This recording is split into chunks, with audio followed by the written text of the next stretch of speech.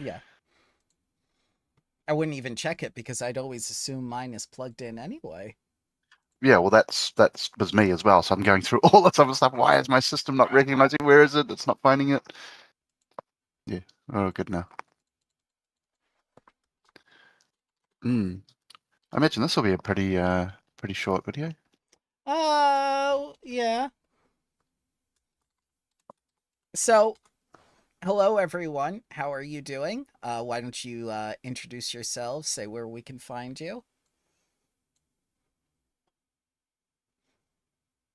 Silent I'm Iron Bob. Bear Jones. Oh wait, no I will. shit. I got that wrong. Nope. I will go first, though. I am Iron Bear Jones. You can find me on WordPress at ironbeargames.wordpress.com.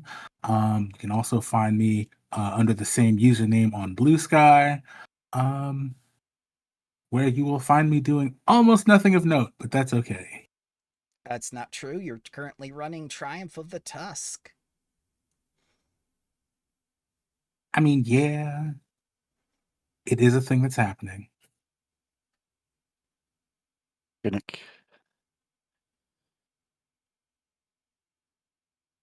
Oh, okay. I'm Dice Knights, Shane. You can't really find me. Oh, you can find me on Start Playing Games, I guess, under Dice Knights. I am currently running Triumph of the Tusk and Outlaws of Alkenstar and Sky King's Tomb. And just about to do another go at Abomination Vaults. Oh, nice. Uh, yeah, that's me.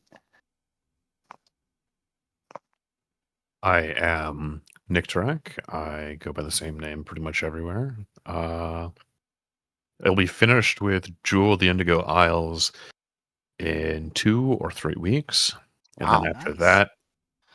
after that, I will be doing a full comprehensive review of the setting and the adventure itself. So look forward to that in the future.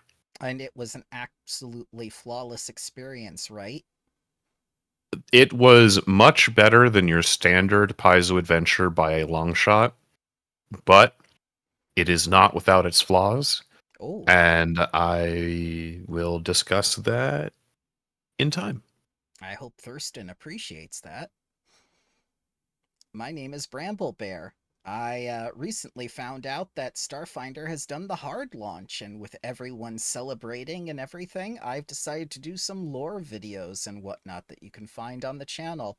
I'm very much excited for Starfinder, and hopefully it will be a nice breath of fresh air for us all because I'm really geared towards running Murder in Metal City. And you can find out more background information about Avalon the Forge, where it takes place within the Megaplex of Striving. I look forward to seeing you there. But for now, we're going to talk about Mythspeaker. Yay. Yeah, yeah. So, guys, what's the most Greco Roman thing you can think of off the top of your head without looking at Pinterest or Google or whatnot? Tell me, what's Greek to you? I guess.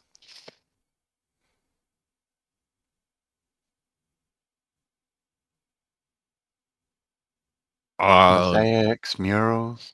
yeah, grandiose pillars, Okay, people in pillars, togas, togas. Good, good. I like that. I like that. statues everywhere. All right. The were a very sexual people. I know Ah, Paizo doesn't do a lot of that stuff, but the Shorshrin's very sexual, um, or she used to a be. lot of mythical creatures fighting minotaurs and chimeras and all Right. sorts of Yeah, things with like that. the mythology, right? The scale. It's all like Okay. crazy, over the top stuff. Mythology. Minotaur. Mosaic. All right. Lots of M's. How about you, Iron? What's Greek to you?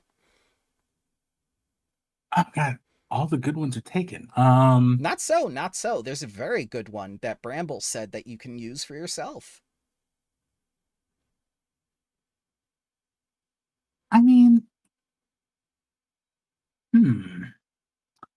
Feel free to steal it. I don't mind. Other than the bathhouses? Bathhouses are incredibly Greek. Yes, thank you. For me, what's Greek is democracy and a ruling senate. Uh, Typically, what they have portrayed here within the module is a council of wise. And I think that's somewhat a good idea to be ruled by the intellectuals rather than the military people. And you have people that really aren't politicians in that sense. I like the bathhouse. I really like the bathhouse idea. I like the minotaurs. I like the mosaics. I like the pillars. And I think in some of the scenes that we got here within the illustrations of Myth Speakers, we do see those things. We see a good number of those things. But when it comes to the adventure, Myth Speaker is about as Greek as Olive Garden is Italian. I mean, to cut them a little bit of slack, it's No, not Greece, right? it's not Greece. It's Iblados. Yeah. But still, at Mm. the same time, it's Pathfinder's version of Greece. Mm. And we don't have a lot of those things here within the adventure or the maps or, Yeah, anything but. definitely. I mean, yeah, I think I mentioned it before, but if you open any of those maps and said, where on Galarian does this take place? Anywhere. They do not scream like a Greek knockoff to me. Mhm. But still, we have like these beautiful stills that are illustrated on the page and whatnot. How come that's not reflected in the adventure or the maps or anything else like that? Why can't we identify things as, like what we consider to be Greek? Like you said, with the pillars and stuff, or the mosaics. I didn't see one mosaic.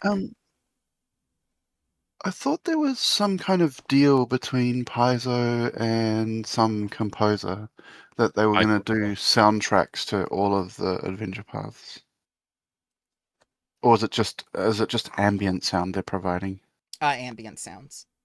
Yeah, because some kind of Greek-inspired music would have gone a long way to kind of really carrying that mood. I mean, they nailed the names. Like a lot of Yeah. the names sound kind of Greek, but yeah, I think getting that flavor across with what's provided is pretty difficult. Like, I mean, unless you're gonna supplement it, which you'd have to with a lot of your own images, go crazy on, with some of the AI stuff if you lean that way, which I do.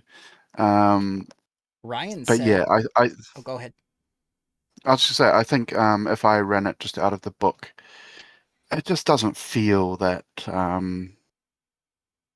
you'd have to do a lot of work to really bring that flavor across, I think. Okay, so it's missing Greek flavor. Like we got regular yogurt instead of Greek yogurt. Like it's that noticeable a difference. Yeah, I They, mean, if you're they doing theater of mind, I mean, I guess a lot of that doesn't really matter, but I find it very difficult to do theater of mind with Pathfinder, especially online, because the system relies so much on maps like and movement exacts, yeah. right? Everything Yeah. needs to be exact. So yeah, in other games it would be a lot easier to run theater of mind, but Pathfinder 2 I struggle a bit. So that means I have to really lean into the visuals, which when I Yes. get presented with something like this means a lot of work for me to bring that flavor across. Because yeah, again, the maps could be, I don't know, could be Absalom City. It's just that none of the buildings particularly look super different than anything else they've done. So Ryan said, like, this is Thalia from Odyssey of the Dragon Lord. Wait, wrong system. I do remember Odyssey of the Dragon Lords, and that was the Greek-inspired, like, super adventure for Yeah. D&D 5e. That had a lot of Greek stuff in it, and it had a Minotaur within the first 5 minutes. Wow, you can in this too. You just have to play one. Yeah, well, yeah. We do get a Cyclops pretty early on.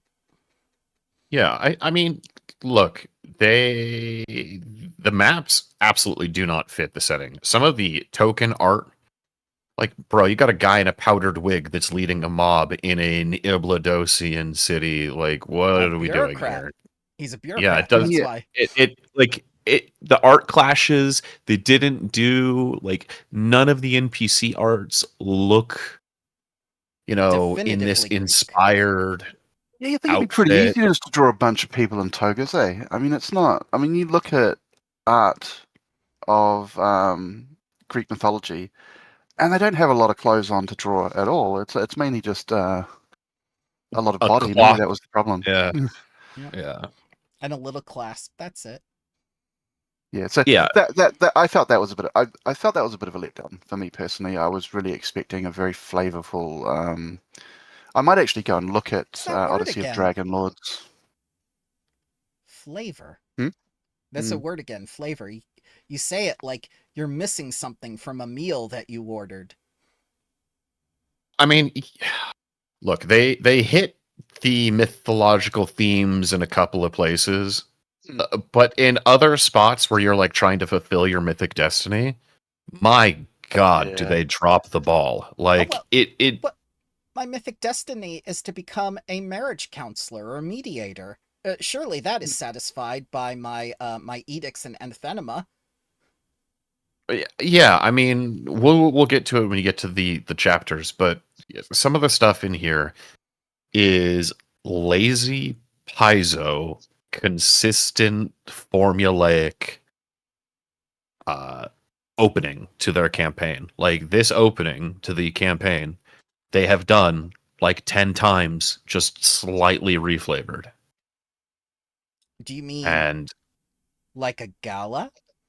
or a festival Yeah. or something to that effect. It's been like the last 5 or 6 campaigns open like this.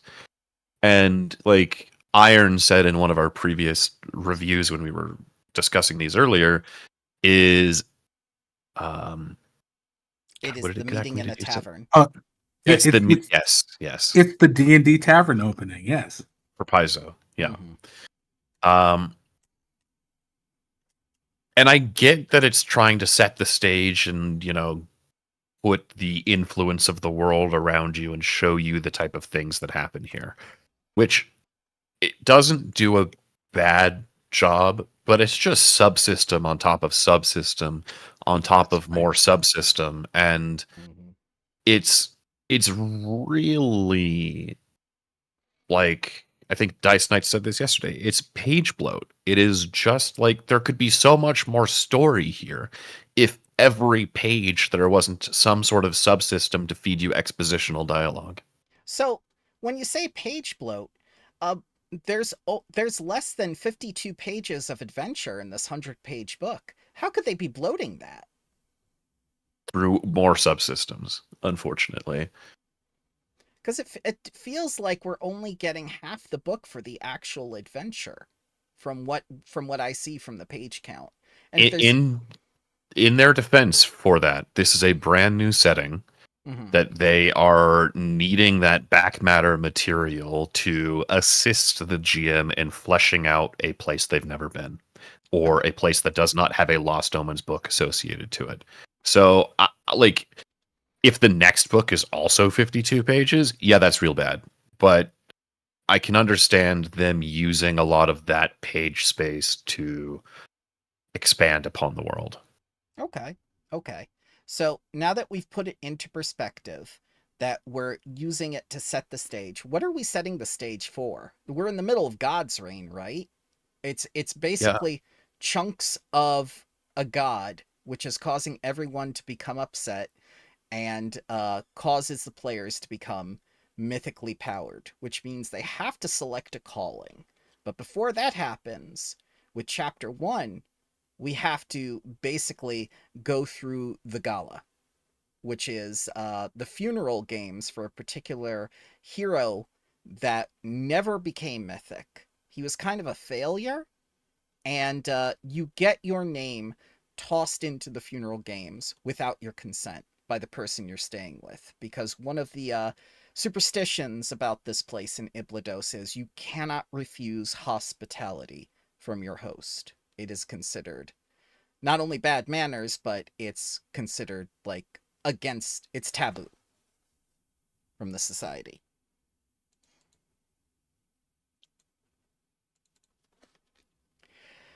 And once your name is in the Goblet of Fire, you are pretty much on a team to do these little events with. Some of which are better than others. The ship sailing one is kind of okay.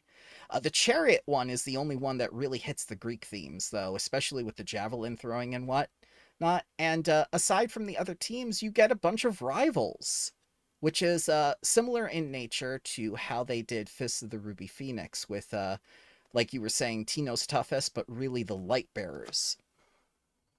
Yeah.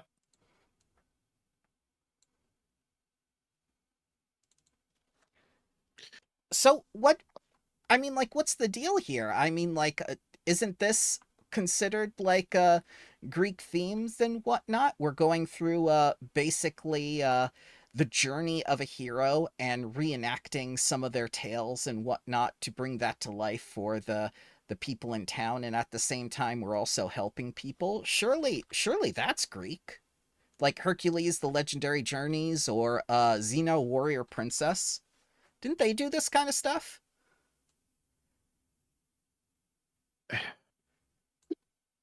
Yeah, You know, I don't know. It's cool helping, but I don't know. It's just the scale of things. They all seem so mundane. Just sorting out a rivalry between two restaurants. It's like, Well, we're not there yet, but yes, hmm, we uh, are we are still in chapter 1, but yes, I know where we're going with that. You are correct. mm, it's not awful. Like I get what they're doing, and they're setting the stage for where you are. Mhm. Um, it's just I think I'm more so tired of this formula of festival, inciting event in chapter 2 or end of chapter 1, and then there's not a lot of ways to write these pre-published adventures, and I get that. Mhm. Uh, but you sure? I mean, people have like been they're writing pre-published adventures for decades, right? I yeah. mean, uh, This is the way I Paizo wants to write them. Like they have a formula that clearly works. We mentioned this in another session that we did, but the formula is so predictable that I guessed an entire book within like 90 or 95% accuracy without ever reading a single page of the book. That's terrible. How should I be able to guess the no? I mean, for me, right, it's going to come down to, has this player played in other APs before? If you have a Mhm. player who's joining who has never played another one, they're probably going to have a great time. Because the whole festival trope hasn't really, they're not really aware of it. It's only because you've read so many APs.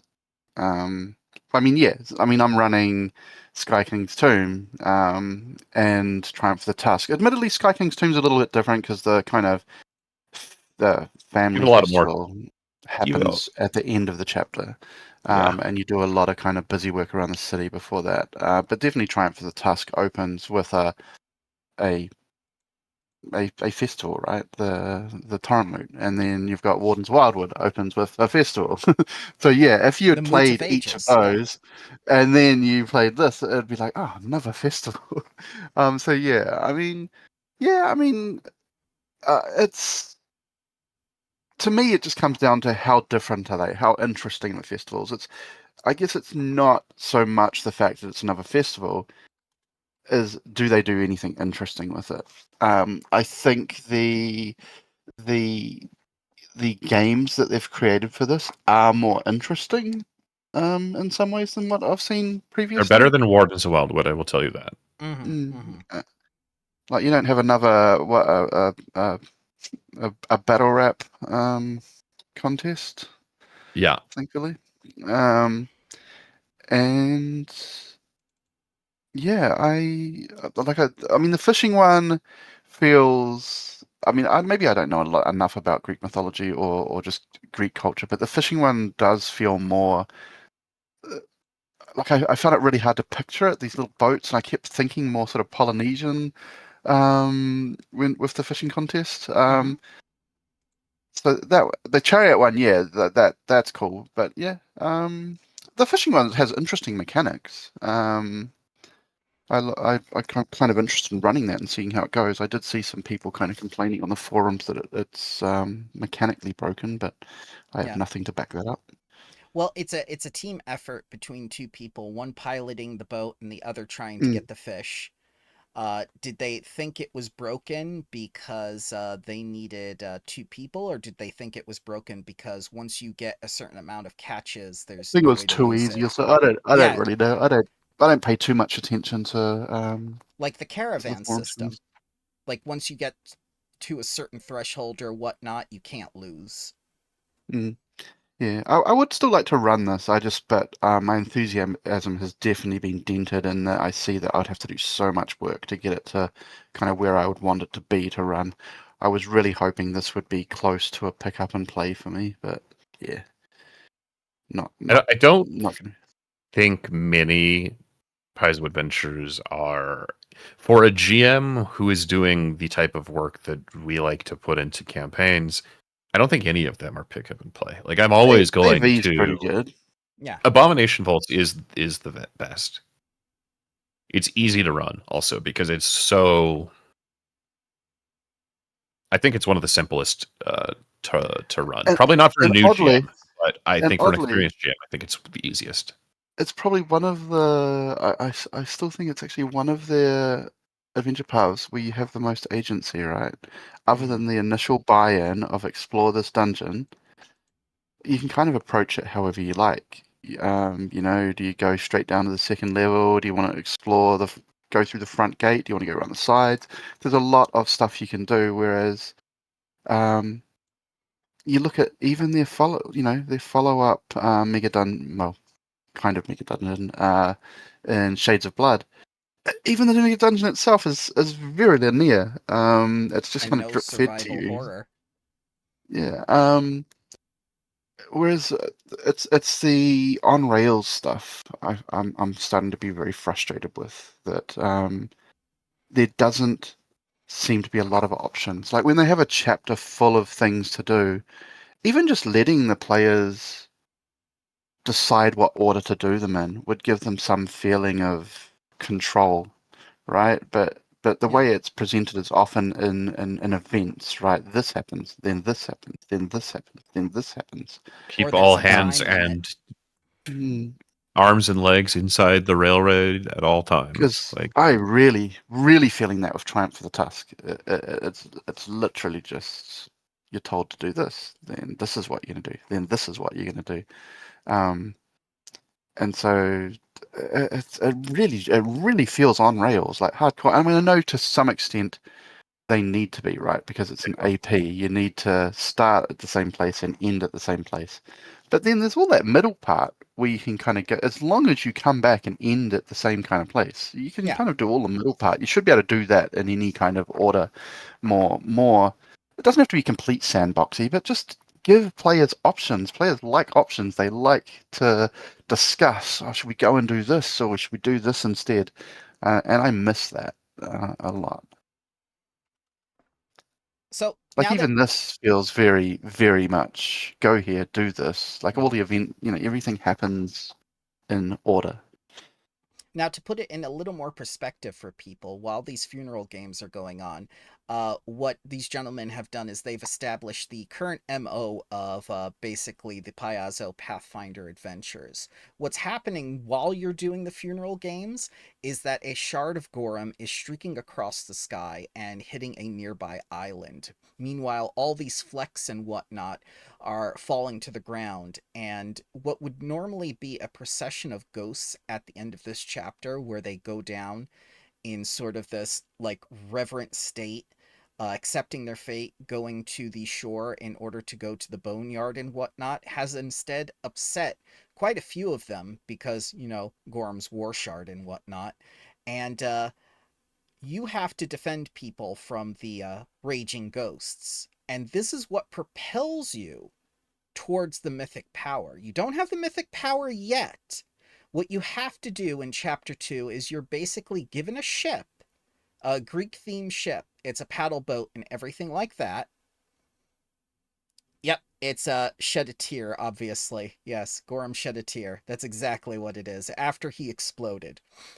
You have to go to an island. There is a very tiny hex crawl. It is a inconsequential hex crawl. You still do all the little missions and stuff on it. There are some Greek-inspired myths along the way that you do. Nothing too heavy-handed, but it's basically more subsystems again. The thing that really stands out is that the mythic shard on that island in Chapter 2 has turned 2 griffins mythic in a nest. Once you defeat them or siphon away the mythic power or whatnot, that you basically get the mythic power from that shard, but you have no way of controlling it. And this is new for most DMs and most players, that they will need to select a mythic calling. Some of the mythic callings are kind of silly, like the Bookkeeper one. Some of them are really good, like the Guardian one or the Protector one. I think there's one particularly for the Thief that came up. There's one for the Sage. Yes. There is a Yeah, mythic bird. there's a lot. And at this point, the characters are mythic, but they don't quite know it because there's no myth speaker that can tell them that.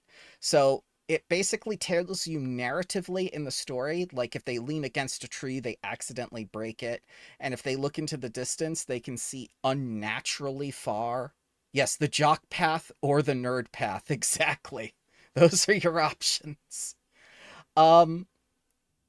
You have to do it subtly enough that they know that they're much stronger now, and they bring back that shard to Iblados, only to find it in Chapter 3 completely under the influence of the Red Rain bullshit, where everyone is raging, everyone is fighting in the streets, people are having ragers, like their team just won the Super Bowl or something, they're wearing face paint and everything, defacing statues. It's basically a mess, and you've got to solve it. And the first thing they have you do with your mythic powers, which is the thing that ticked us all off the most, is that you have to do This whole chores.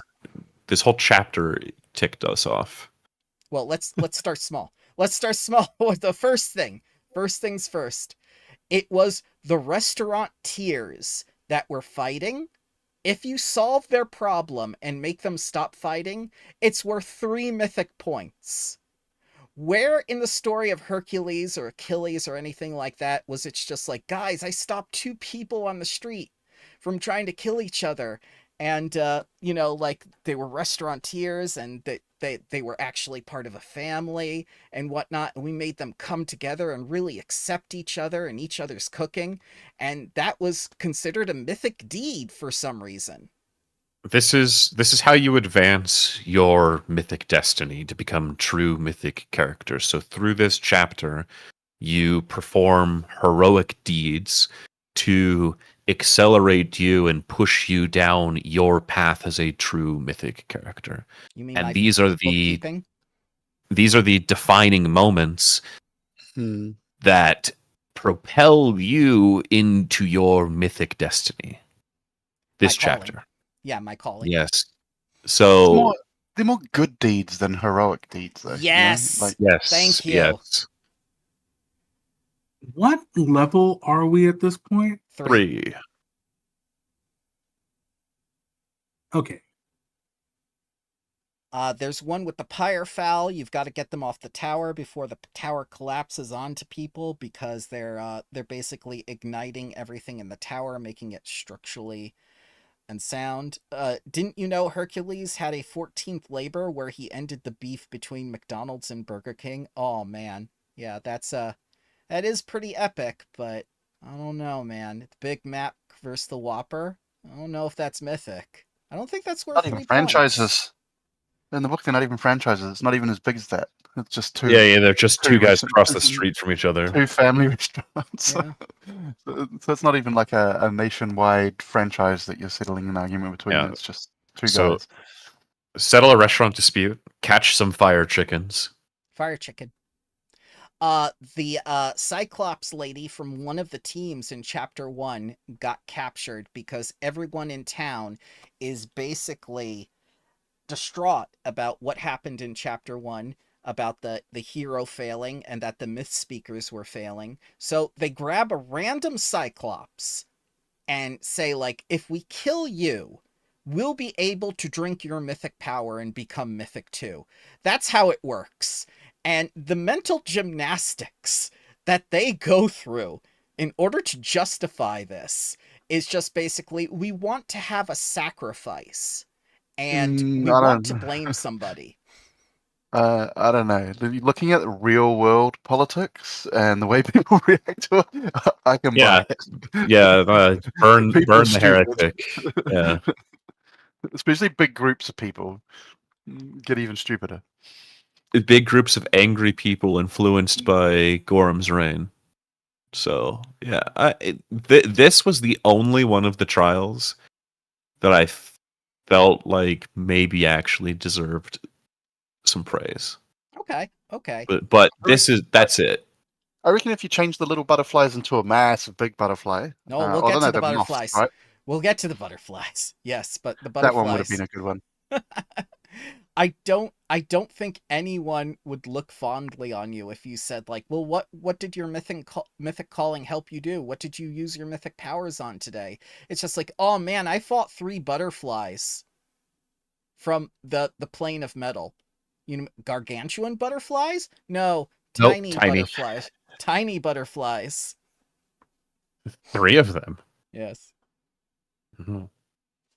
That would be so cool. You could make it really epic. You could do a big butterfly that you have to actually move.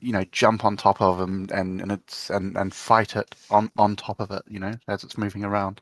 Yeah, that would have been better. So it is the map. So the only thing I did when I changed it yesterday while we were looking through it is I made it gargantuan, and that made it feel better, like you said. Yeah. In between this, I think there was the Medusa that was spreading dragon teeth around, which actually was like a myth. Medusa's good. Wasn't there a research thing? Yes. There is Where a was very that? short research thing. After you do all the tasks, you basically have to go to the library. After everything's done, you go to the library and you have to study to find in the Acropolis this ritual that will summon the Phoenix and heal everything that's happening in town. But the people themselves are convinced that if they burn enough books and knowledge, the Phoenix will appear, and you have to stop them from doing that. At the same time you're doing all these things in town, your rivals show up to try to egg people on because they're convinced that the bad ideas are good ideas, which is hilarious. I love that part.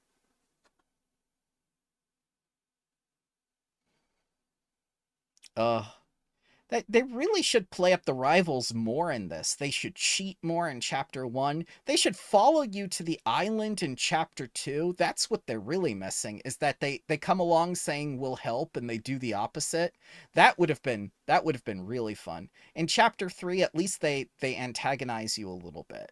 But I think having the rivals was a really good mechanic, a really good idea that we needed to see more of. Hopefully we see them again in book 2.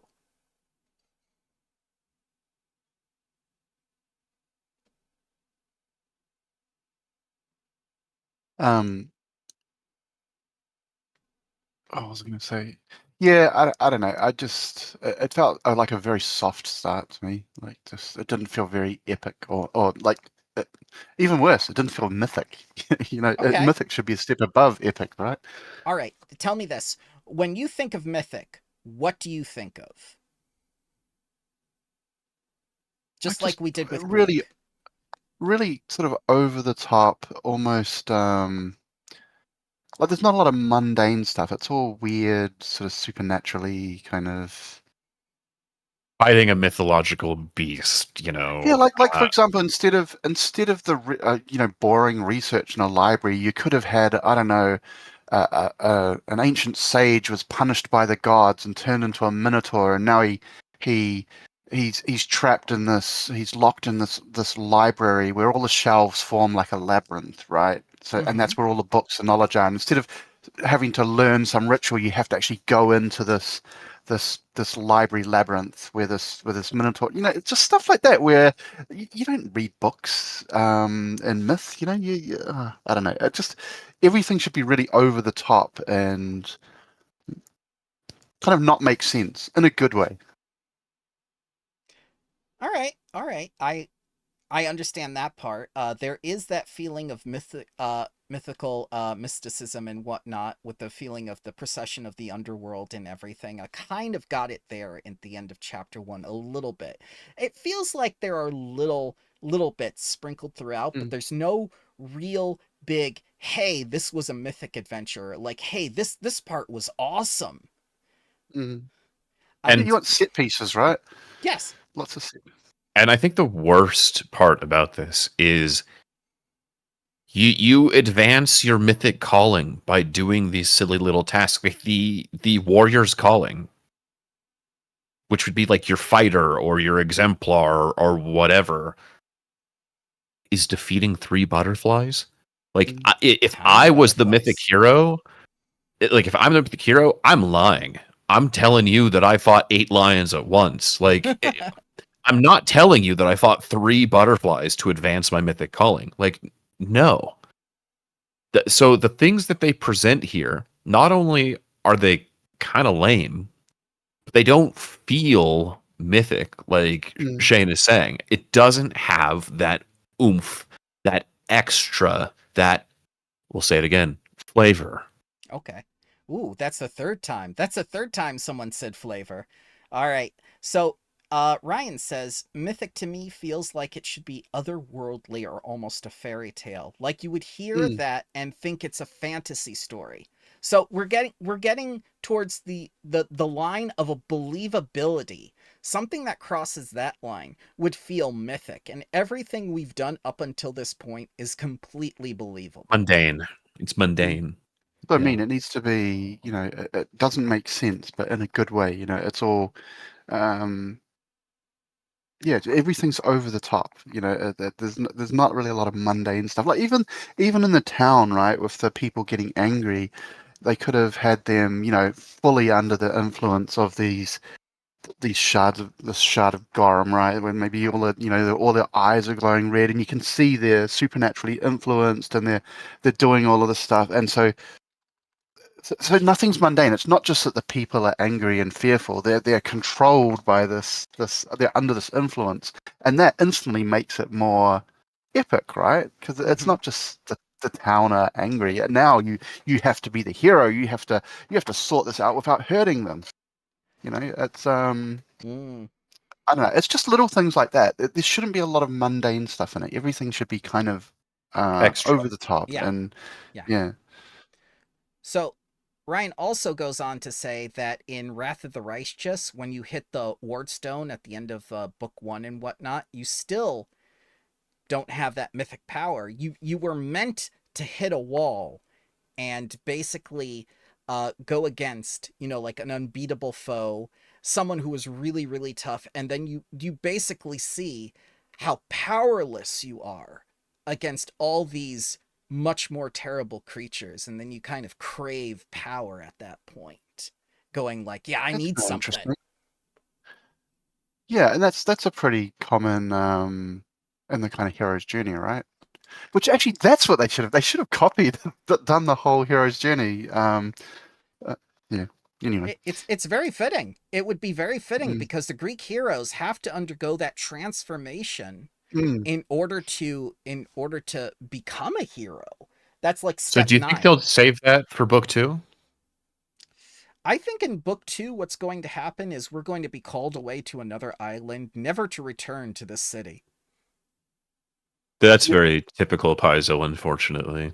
You know what I actually hoped had happened? When I first heard about this, and I think I saw there was a flash of the art of the March of the Dead, the ghosts. Yeah. And I thought that you were actually going to journey to, what's the underworld called again?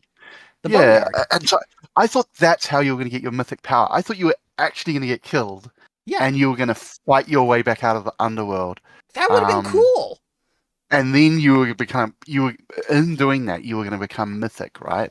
We have consistently, between the four of us, had a lot of fantastic ideas that would make this better, but they're not in the book. Or we've inferred things that we think the book is saying that probably isn't, and we're just reaching. Yeah, and I don't know if it was so much reading. It was like my issue was that they assume a lot of media literacy and they don't actually establish it, Hmm. which makes me wonder if they thought of it at all. Oh no. But certainly we're not giving them too much credit, are we? I'm What they honestly not presented- sure. What they presented is decent. It's not bad. It's not good. It's just decent. Not It mythic. does it is certainly not. At least book one is not. Okay. That's an issue for me, though, right? It just being decent is not enough. Not when you're shelling out the amount of money that you're shelling out these days for this stuff. Plus, It doesn't. It can't just be decent. It needs to be fantastic. You're paying for you're potentially buying this 3 times, right? Especially if you're running it online. You're buying a hard copy. You're buying a PDF. Yes. You're buying the Foundry module. but you not know, only this, you're also buying War of the Immortals because it tells you specifically, now go to War of the Immortals and select a mythic calling. So you need that book on top of this. Well, if you're running it online, I mean, Paizo are Yeah, you pretty can find generous all of it letting on on Nethys. Yeah, Yeah. it's all Yeah. on Nethys. Yeah, so I mean, I don't want to be. I mean, I do think they need to up their game on the adventures, but I still think Paizo as a company are extremely generous with their game system. Right? It's not, especially Archives of Nethys. If you're using Foundry, it's all there. You don't have to pay for that, right? You do Yeah, have to pay for the adventures. I will give their adventure team credit. They did a fantastic job with Claws of the Tyrant. Yes, they did. I really was impressed by it. So they Well, have Season of Ghosts was amazing as well. Like, Oh, yes. I think that's one of their best. Why so isn't so that they can here? do it. Where's the magic that they had before? We've seen it twice within the last year. Is this who are the writers? But are there any crossover writers between those two products? It could just be that the people that work on this, sadly, I don't want to say hacks, but maybe they're not passionate about it. There are certainly writers who are better than others. We can all definitively agree on that in any shape of medium. But There are better writers everywhere throughout every form of entertainment. But this just feels okay, and that's what I don't want. Okay, I want, especially for a mythic adventure, it can't just be Oh. okay. It needs to be, this needs to go up to 11. I see what's wrong now. It's John Compton. Why is he the one that's been doing all of the ones that we don't like? Yes, he actually has been doing all the ones we haven't liked, starting with Wardens. Is he the festival man? Yes, he is the festival man. So John Compton not only did this one, chapter 1, 2, and 3, he did the back matter for Beliax. He did the Hero Gods of Iblados. He did the Adventure Toolbox. He basically did most of this alongside 2 or 3 other people, but most of this book is just John Compton. This man is pulling a lot of weight. Well, like I said, they're setting up an entirely new place that we have not been to, and a lot of that requires the lead developer on a project's heavy influence because there is not a previously set precedent. So I think it is more so out of necessity for the lead project developer to have their hand in the pie more so than your average product set in the Verdurn Forest would. So I don't mind one person being in charge of it at all. It just, for me, it comes down to the quality of the product and how interesting it is. So, This Ryan- is just a miss for me. That's. I mean, when it comes down to no offense against Mr. John Compton, but yeah, it doesn't feel mythic. And I mean, maybe it's not supposed to. Maybe this is supposed to be the kind of slow start, and it will really take off in the next one. well, Yeah, we were but told like, at is the that end of it. We were told specifically at the end of it, wow, you're getting too powerful too quickly. Your mythic power is out of control. And I'm just like, what? Yeah, what have we done? We, fought a statue, defeated some butterflies. The coolest thing we did was fight some fire owl. Like, okay, or was it a I don't phoenix? Let me see. I don't Was it a understand phoenix? why. It's a Pyrefell. And a Phoenix. Pyre. You get a Phoenix Yeah, as well. there's a level 4 phoenix that you fight. That's the coolest thing you do in this entire book, and it's just a standard Paizo fight. Mm. You know, But you can drain it if it's mythic power. You can suck it off. phrasing. Yes, you can. And I don't know. I think I agree with Dice Knights. It really comes off as just your generic Paizo adventure with the same reused intro, slightly reflavored, and The one that John Compton has a signature for now is the start with the gala. so I don't know. I don't feel it. I don't think it feels mythic. I don't think any of the advancement paths that you go on to, pursue your mythic destiny are good at all. Like I said, I would never tell anyone I defeated 3 butterflies to advance the hunter path or the warrior path, whatever it was. Mm-hmm. Like it's not epic. It's not over the top. It's not cool. It doesn't have that mythical hero's journey of we defeated this great beast, we passed this impossible trial. Yes. You You never hit didn't. a wall. You never hit a You- wall that's insurmountable without the mythic power. Do you have book 2 yet? Not yet. It's out, but I don't own it.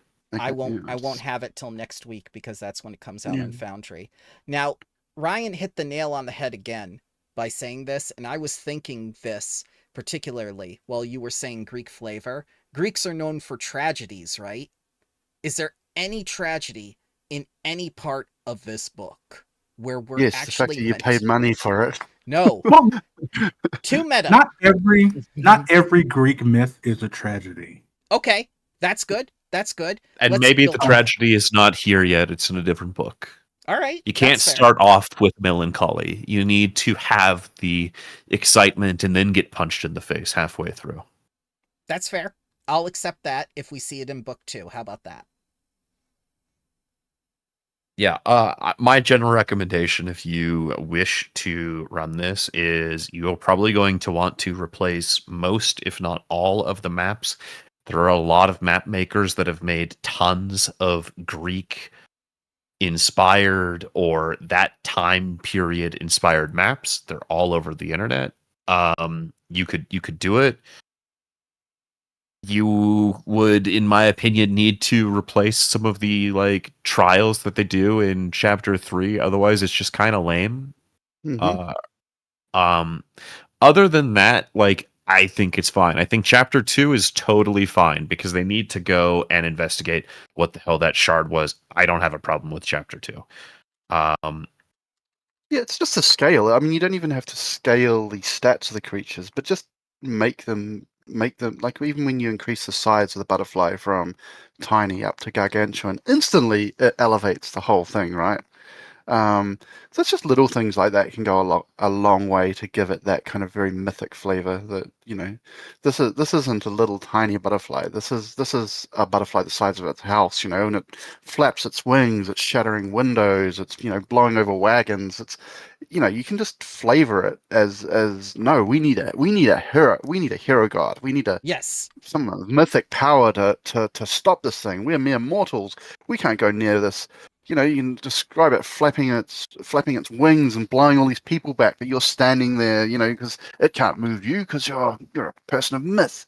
Right. just little things like that. And I feel like sometimes they let the stats hold them back. It's like, oh, we can't put anything really big against the players. They're only level 2 or only level Yeah. 3. Just Of because course you're we level can. 2 doesn't mean you can't have an awesome, flavorful encounter with a giant creature. Like, okay, it's got a little extra reach. Whatever, Mm. it's still level fucking 2. Or You can still, always just say, give like, them all 30 temporary hit points, or Yeah. it's there's things you can do. I mean, their powers are unstable. You can do a lot with that. Yeah, we It'd be saw cool that to with have the a combat where Erasmi combat where suddenly you've all got plus 20 to strike or something like that. Oh, just God. really show that your powers are in a state of flux and you can't control them. That suddenly you're hitting for you're critting on everything and you're doing just let players have a good time and employ and enjoy themselves. Best I can do is a restaurant feud. Mm. Yeah, I mean, I think that's the biggest problem with this. A lot of potential, but is poorly executed in the finished product.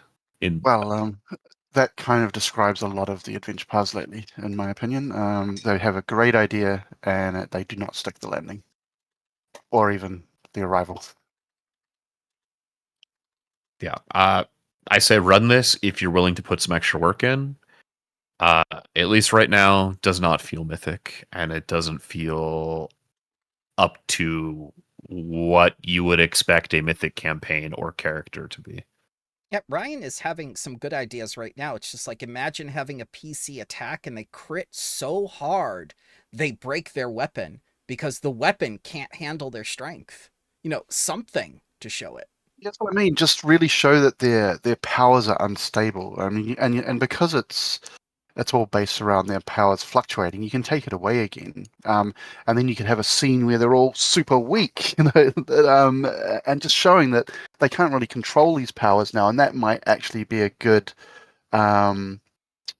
reason for them to pursue this path, to understand their powers, so they can get them under control. But yeah, I think you could have a lot of fun with that. So in Wrath of the Righteous, that does happen a lot, where you're facing these insurmountable odds and whatnot. And I really do want to compare it because it's the only other mythic path, right? It's the only other mythic AP. I mean, do we have any others we can compare this to? No, not really. I mean, you could compare this to pretty much any other AP so far, because there's nothing really about it to me that feels mythic. I think the mythic is more of a gimmick. I'm not huge on the whole mythic system anyway. I think mythic players don't really work well, but if I want to make an enemy like supremely powerful and give my players a challenge, I think the mythic rules for like my boss monsters is good. I like that. Alton agrees with you. That's about all that's all about to use it for.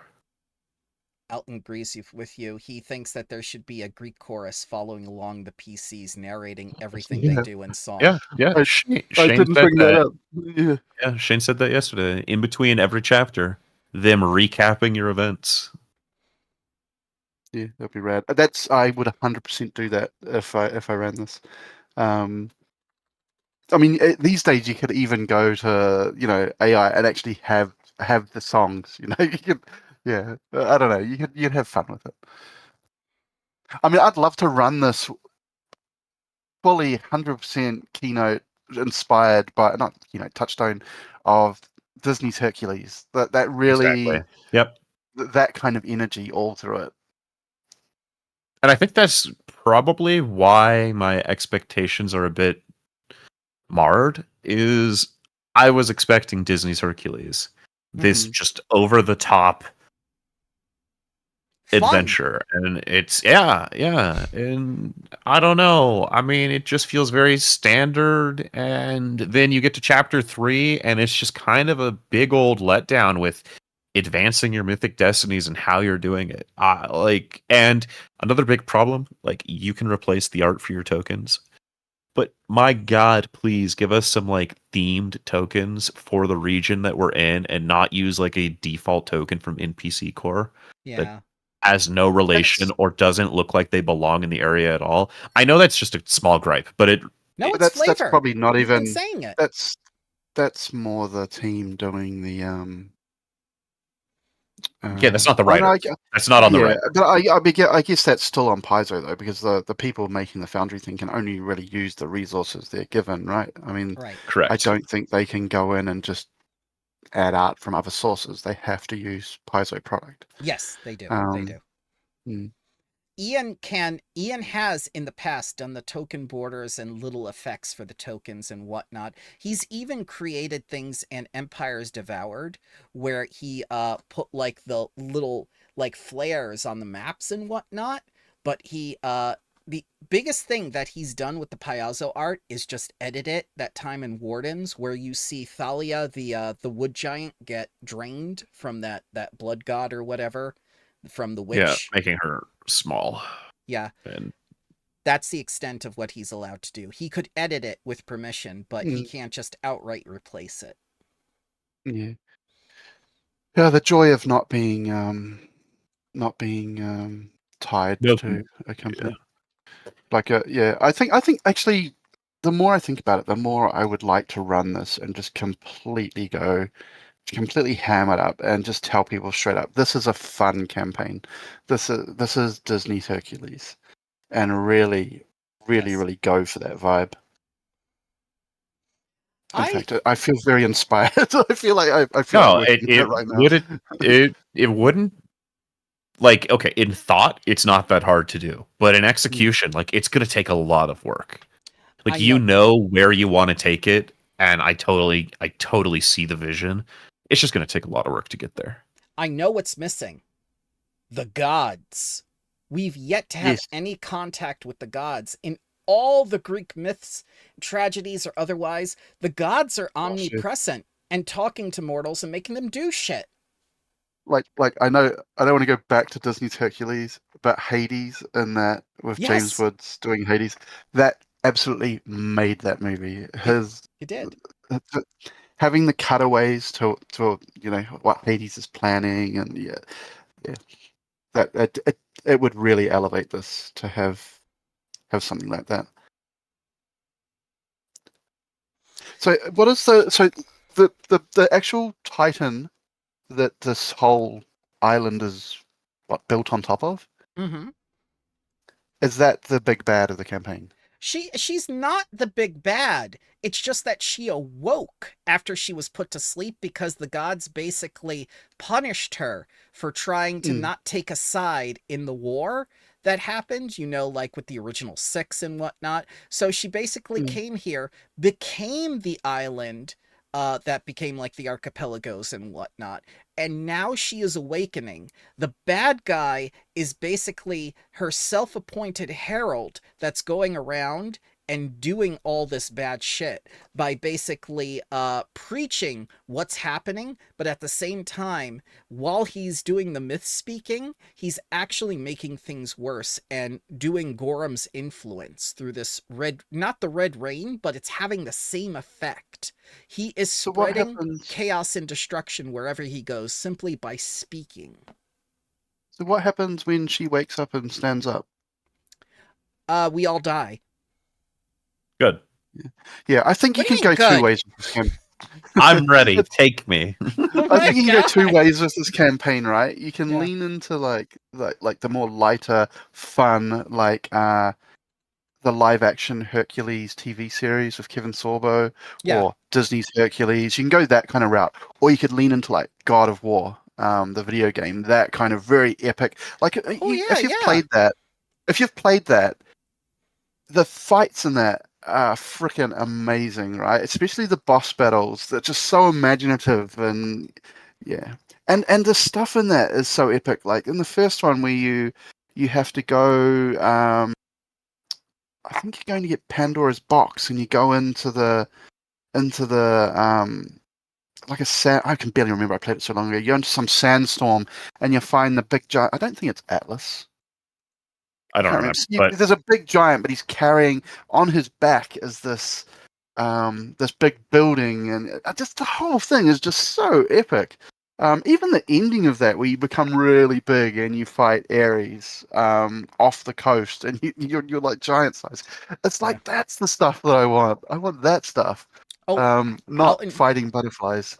Alton said something that I really like. When NPCs say your name, distant thunder is heard. Like having a special effect that even your name is mythic now.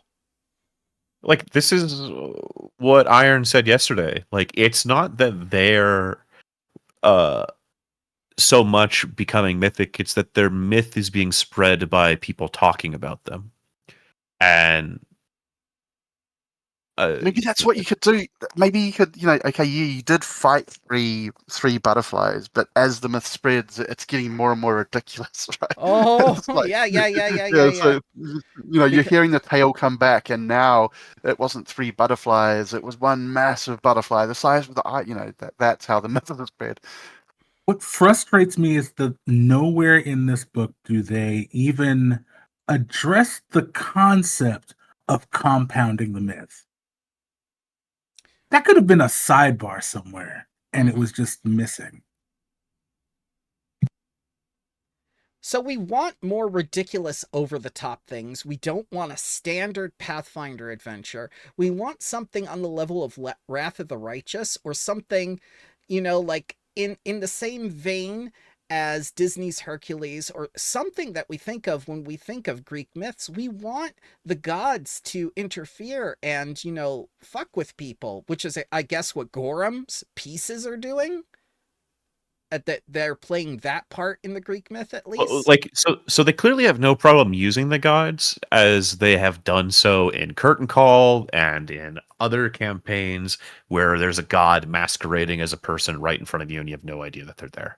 That may already be in place and we don't know about it yet. Because they've done it before. Ryan is saying, imagine books suddenly begin getting new words about the PCs in response to their mythic power. So like history begins either rewriting itself or writing itself in the vein of your story. Like, that's how powerful your mythic powers are, because you have had so much influence over the people at this point. Something to, like, amp up the over-the-top. Fans to start rewriting all these APs really into do. ones that I like, want to look, actually play. Look, I mean, you know what? We have 4 great GMs here. We all have great ideas. It's not like we couldn't do it. We just don't have time. That's the thing. With full-time jobs, we don't have the time to like commit to every single AP. Yeah, you don't commit to everyone, but the ones that have potential, I think. Yes, the ones sub 7s at least. Judge them on the same scale as women. For me, I'd like to see more community around some of these APs. Like, there's a little bit of it on like the Discord and the forums, but nothing like the Wizards APs get, right? If you were going to go and play Curse of Strahd or Rime of the Frostmaiden or Tomb of Annihilation, you can join this community, and there is just tons of content, right? Complete rewrites, maps, just you can make there's just nothing like that in Paizo stuff. There's a little bit for AV, I think. A couple of people have done stuff for it. And then if you go on the Discord, not here for Pathfinder. They just don't do it. I just don't feel like I don't feel like it as passionate. I think it's more the passion. I don't think they get as passionate about the individual adventure paths, and maybe that's because they're churned out so quickly. But then, I don't know, how often did Wizards put out an adventure book? Twice a year.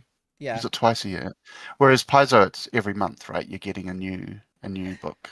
They're definitely spreading themselves too thin by doing that. If they did the anthology idea like we discussed last time, if they made 3 or 4 anthologies a year, it would be better than 3 or 4 adventure paths a year, because then you could have the story segmented, you could do more with it.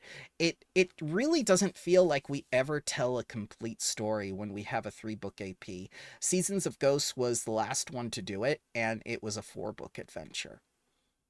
I guess it's working for them though, right? Or they wouldn't be doing it. So It's they must be. Well, profitable. It's clearly is profitable for working. them. Yeah. Mm. What is the best thing for them? It's their subscription system, because the Nintendo Gold. people Payaso Gold. you keep on releasing this content and people are on a subscription service. You've got hundreds of dollars coming in from people every month if they're subscribed to like every product line. All 6 right? of them, yeah. And Yeah, and it's one thing supplements the other. So like the rulebook subscription helps supplement this subscription. That helps, like all of the money is pooled, and I don't think it really matters to them to put out an incredible product.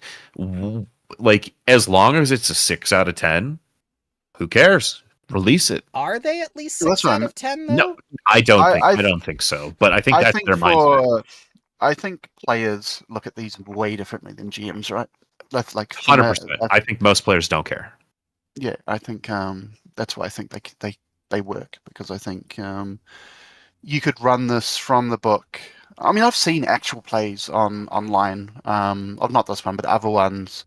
You know, like when I'm working on mine, I'll often put an actual play on in the background just to see how other GMs are running it. And you know, I've seen GMs running them literally reading from the book as they go. You know, like all the box text and everything. Yeah, the players seem to be having a great time. I think I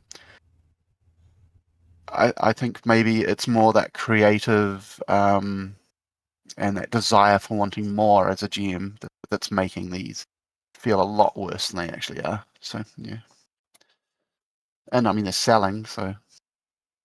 Well, that's the thing. The point is that I can't talk. Subscription and selling doesn't matter, like you said. I really feel like 3s and 4s aren't enough to keep the community alive. Yeah, well, I mean, I'm not as crazy about, like, I don't buy the book, the mod, you know, the Foundry module and the PDF anymore. It's just not worth it to me. Whereas I used to. So did I. I used to be a subscriber to their content. I would get all of the books, and now Curtain Call was the last one. I went, nah, I'm good. Well, some of them are going to appeal to more people than others. Maybe they're just throwing things at the wall to seeing what sticks. I truly wonder how long it takes for one of these books to get made. 1 month. From No. No. Surely not. They would have been working on this for months. No. I think I'm talking not as the whole project as a whole, just one person's book. Oh. How long do you think it takes one author to finish their book? 1 month? I would say that's pretty correct. And then it gets sent off to editing. Right. And then it takes another month. Formatting. Yeah. And then they send it to publishing, they get the proof back, and then it takes a year to see the book. Oh, that's what I mean. The whole process. You're just talking about how often was it taking to write it? Yeah. Oh shit! I could probably knock this book here. Yeah, I could probably knock this out in a couple of weeks. I think. I would agree. Like an initial draft. Obviously, draft and write. Yeah. Even So, without AI. Yeah, I mean, with AI, I could do it in an evening. It'd just be pretty track. So it's kind of like, it just makes me wonder. I feel like more effort could be put into these. Again, the author could have written a ton of stuff for this, and it was just cut for page count. I don't know. Because we've seen that happen to authors before, specifically happening to Norgorber's motivations in Curtain Call. Like, all of that got cut according to the writer. And she couldn't tell us anything. She wanted to. Yeah. So it's like key information about what is going on in the adventure and why you should even care is cut. And the author is like, dude, I have no idea why that was cut. It doesn't I make wish- sense. I'm so I sorry. wish they they wouldn't gag their authors so much. I mean, yes, not talk about internal Paizo policy. That's fine. I understand that. She's got a But- 5-year embargo. Yeah, Then but she can talk about anything. you'd be think if they're passionate about the work they've done, right? Why not let them get on the forums and talk about, hey, this is my director's cut version. I would add in this additional encounter. Here's an NPC that I did want to add, but That would you know, help a there lot wasn't on enough GM's room. Guild. Yeah, they could even sell their own. I guess maybe because I mean it's If not they're like a you would. freelancer, they can. If they work for Paizo, they cannot. Oh, okay. Yeah, it just seems weird. It's almost like you're if they're doing this just out of passion, it's only going to enhance the product, right? I mean, Well, it's it kind of like comes. it's almost like free marketing where you've got the author of the book talking to the community and providing extra bits and pieces. It would make me want to run that adventure more because I know that I'm getting more for my money. Not only am I getting what I paid for, but I've got the author here answering questions and offering advice, and it's Yeah. That's what So they're doing with Starfinder. two of them. Yeah, two of them Yeah. did that for us though. Andrew White and Sen HHS did that for us. Both of them were very much on board with communication, willing to have feedback, what they would change. I mean, Andrew White specifically gave us like his opinions and how he would change the ending of the campaign to Yeah, that's better make cool, sense. man. Because we reached out to him and we're like, dude, this doesn't make any fucking sense. Have you tried reaching out to John Compton? John No. Compton is one of the people like James Jacobs. He's untouchable. Jason Blum, Eric Mona. They won't respond unless they have a gun to their head, like James Jacobs did during the Wardens of Wildwood thing. And he didn't discuss anything about Wardens of Wildwood. He was simply there in the forums to see what was happening and quiet us. Mm. So that That's a shame.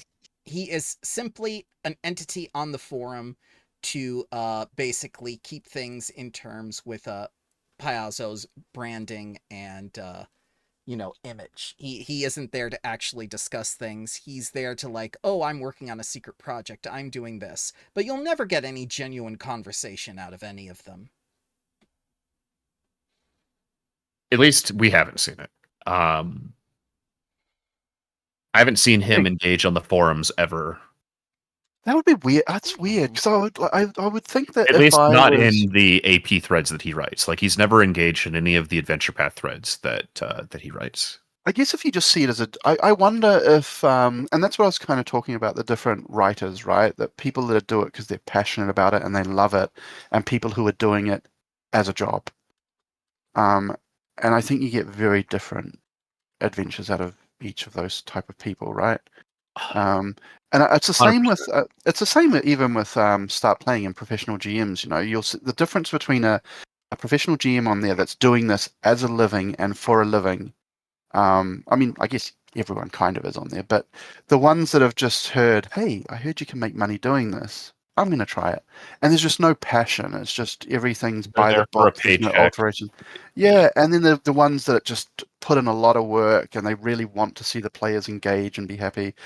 Two completely different experiences. And I think the Yes. same with the writers. I think you'll get and I was just wondering, maybe that's why a lot of his stuff feels so flat, is because he's not passionate about it. He has a job. I need to write an adventure. Here's an adventure. And he's using the same formula because it's worked in the past. And that's why it would be interesting to talk to him, because man, maybe doing him a massive service, and he's actually this really creative, passionate, amazing guy, and he writes amazing stuff, and it's all edited out. You know? No, unfortunately not. We've seen him too many times live, and we've seen him too many times talking. The man is full of himself to the point where he can't process certain things unless they're on a track. I don't know enough about him to say I don't know otherwise. anything about him. But you know, All I know about him is his work as it's presented to me in the books, and that's why it would be interesting to talk to him and I'd love to talk to the guy and ask him. You quite often start with festivals. What's that about? Have you thought of other different ways they could start? I mean, shit. At this point, I'm okay with a tavern intro. Because I've thought about the festival thing a lot, and I feel like they do it purely because it's the easiest way to establish setting. Not the most effective way, but it's the easiest one to print. So they just keep doing it. What also gives all the players an opportunity to do something, right? Because the way they design these things are like, well, let's set a setting out and then make sure that all the players are included and they don't feel left out. And we give everyone something to do. So to give everyone something to do, you have to have a lot of subsystems. And to facilitate those subsystems is a gala, a festival, a moot. You take those words out of your mouth. We don't need a lot of subsystems. No, I'm saying they do it though. That's the way they think. Yeah, I'm tired of this over reliance on subsystems. I think it is lazy. I think you can accomplish the same kind of thing without having to make everything so mechanical and yeah. And then, well, I mean, I don't know, because then you have, like, on the other end of the spectrum, you have D&D that has no subsystems. So you kind of have to insert that to corral the players from doing, like, the most insane things and this being upset because it doesn't work. I don't know, but they seem. I mean, you look at the books that they've released, and yeah, some of them were duds, of course, but they had a lot of popular books without subsystems, and so did Paizo for years with Pathfinder First, right? Yeah, I don't remember there being a lot of subsystems in there. Not to the extent we're getting them now. Like now, Yeah. you can absolutely expect at least one per chapter. At least. Oh, one. it's way more than that though. And some of them aren't even justified. And I think they're using them in ways that page filler. They shouldn't be used. Like the influence subsystem, I feel is misused often. I feel like it was used quite effectively in Sky King's Tomb with the family festival, because you're at this sort of social gathering where you've got time and it's divided up into decent chunks of time, and so there's time to do that discovery, right, where you're not you're involved in small talk over food, and you're observing them, and you notice they're really they really love talking about crafting or something, and so it makes sense, that discovery over time. Whereas in Triumph, when you meet an NPC and you have an influence subsystem over 2 rounds, just this random thing, this random NPC you meet, and you just say, okay, we're now doing the influence subsystem. You've got 2 rounds to try and influence this NPC, and it just feels like, I don't think it's designed. How do you? I mean, 2 rounds, that's 12 seconds, and how do you discover something about someone in 6 seconds? Spend a round, okay, looking at this person, that they have a love of poetry. Yeah. I don't know. I just feel like they use them in weird ways now. Like they're not really designed to be used that way. Well, this has turned into a generalized discussion about Paizo APs again. Yes. And I don't want to continue taking us further down that path, because I think I think we're pretty much done with this one. No problem. Yeah. I'm still interested to see where it goes in book 2. You do go to the underworld? Do you not? I have no idea. I wish you did. It would feel more like a Greek myth. I think there's giant bees that you ride or something. I don't know. Yeah, No, that's Spore Wars. No. I'm sure it's in this. There were giant bees in this. Anyway, we'll find out. Book 2. Well, book 2. Well, thank you very much for joining us, gentlemen. Thank you to chat for participating. Yeah. They were very passionate. We at least know 3 passionate people. Alton, Hercules, and Ryan were very, very much interested in seeing if this was worthwhile. I hope we answered that question for them at least. Okay, so book 2's intro on the page says the PCs have become mortal demigods, yet their uncontrolled mythic power threatens to consume them from the inside. If Ow. they are to, don't ask, if they are to survive, they must seek a sphinx's sacred wisdom, steal ambrosia from giant bees, reclaim a they're the bees. temple to reclaim a temple to house the followers of a flock of their new faith, and delve into Iblidian realms of the dead to gain past hero gods' blessings. So Okay, maybe so- we do. Yeah. Yeah, that sounds kind of cool. That's Along the way, you learn more about their mythic power, the source, and the approaching catastrophe that is coming in the future. And Okay. 2 dozen subsystems. Yes. I mean, look, that sounds decent. I have no problem with that if they make it cool. I'm all for it. The art that they have presented for book 2 looks like some sort of kraken with the hero's boat about to be swallowed by a kraken. So, do that. I will caution you that this one sounded really awesome too. Yeah, totally. Temper your expectations, children. No, Yeah. I don't want that conversation again. I hate that we have to have that conversation every AP. Well, I mean, it's everything in life, right? Movies, books, everything. If you can't advertise a movie properly, don't blame your audience for suspecting what it might be based on the trailer you put out. Oh god, it's like that thing where they just put all the best scenes in the trailer. Yes. That's why I don't watch trailers anymore at all. Yeah. 0. All right, gentlemen, thank you very much for joining me. Thank you for chat. And, thanks for coming along with us. We're going to do book 2 when it comes out. I'll get the Foundry module for us, and hopefully it will be more mythic next time. Sounds Fingers good. crossed. Have a All right, good one. everybody. Have a